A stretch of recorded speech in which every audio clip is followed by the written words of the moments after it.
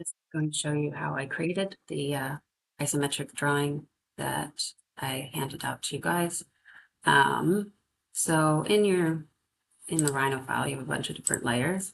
And for making a Make2D, I like to have as many closed polylines as possible so that I can fill them in very quickly. That for me generally is how I'll create my isometric drawing. So I like to generally start with just a base with maybe my topo on, my curves, etc., etc. I'm going to take my annotations off. I'm going to save my view, in this case, isometric, ISO Southwest. Okay, that way you have the same viewport every time. So I'm going to start here, and I'm going to do a Make2D. Maintain source layers, and also have my viewport rectangle. And then in my top view, I have a base that I will usually keep near the 0, 0 line. But then I also just like to check, make sure that if I have topo lines off, that my curves are complete. And maybe if I needed to, I might join some of these or recreate or create my own layer that, let's see,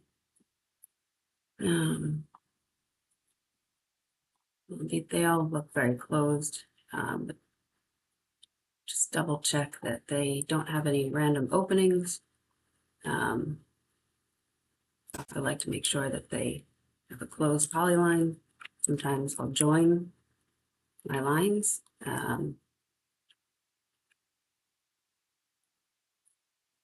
Make sure that they are all nice and touching each other, the edges. And then, yeah, just making sure that my other lines are closed. This looks like a mess over here, so I might have to look at the curves all by themselves. So I'm going to say select objects and then isolate, and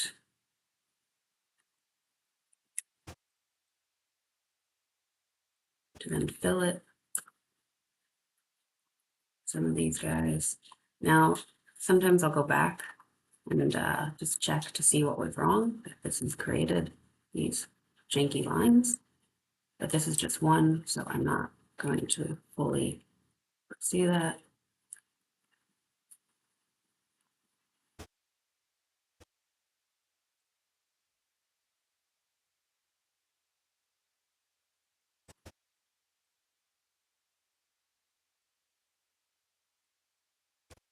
Like maybe one of the lines moved, so that's something I'd like to check. And then this doesn't look like it's connected to that.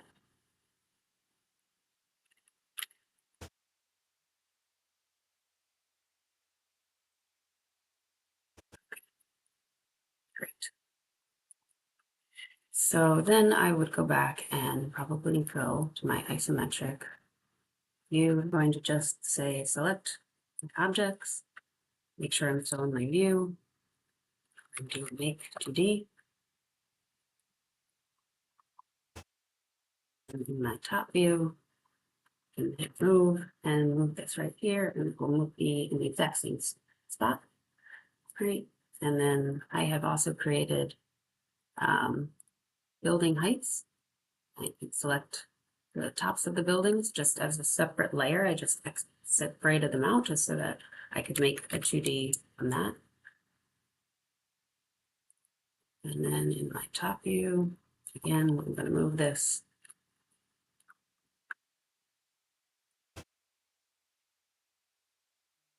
I'm going to delete this over here. Move that. And now I have a pretty clean drawing of, maybe it's needs a little bit of a cleanup, but generally it's okay. And then I'm going to do the site as its own entity.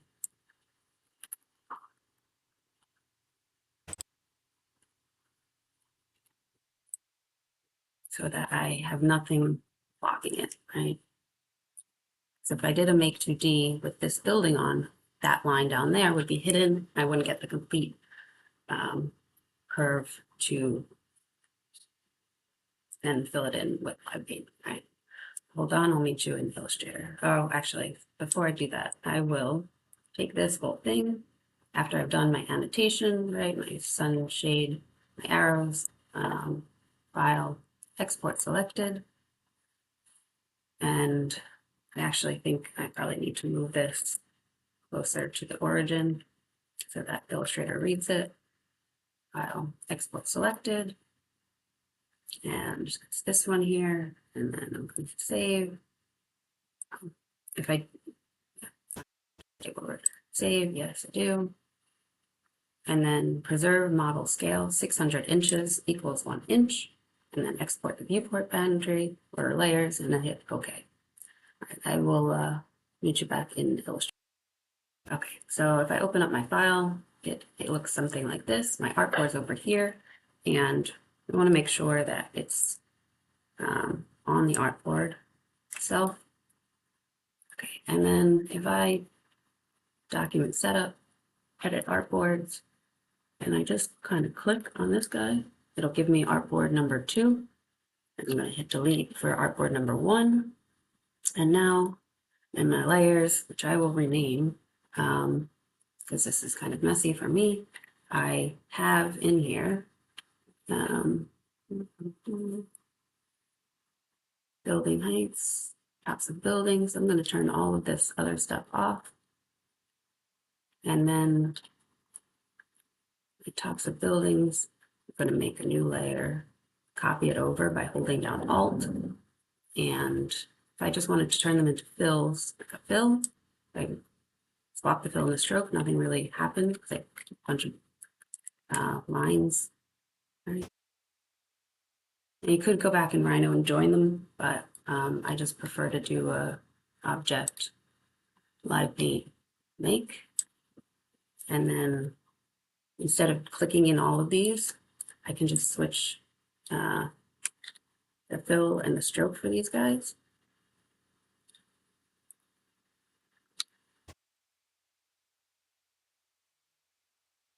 All this is selected, fill this in one color, and then I'm going to turn off the stroke.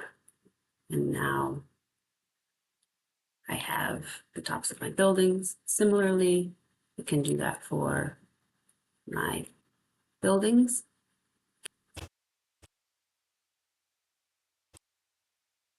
These over, name it to building,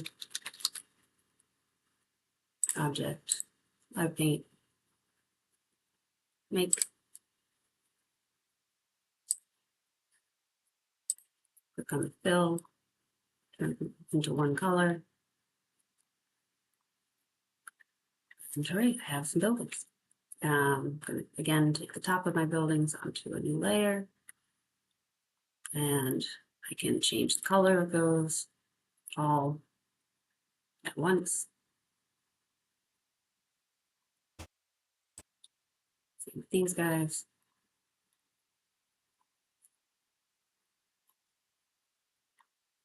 The top should be a little bit lighter, a little more indication of some depth.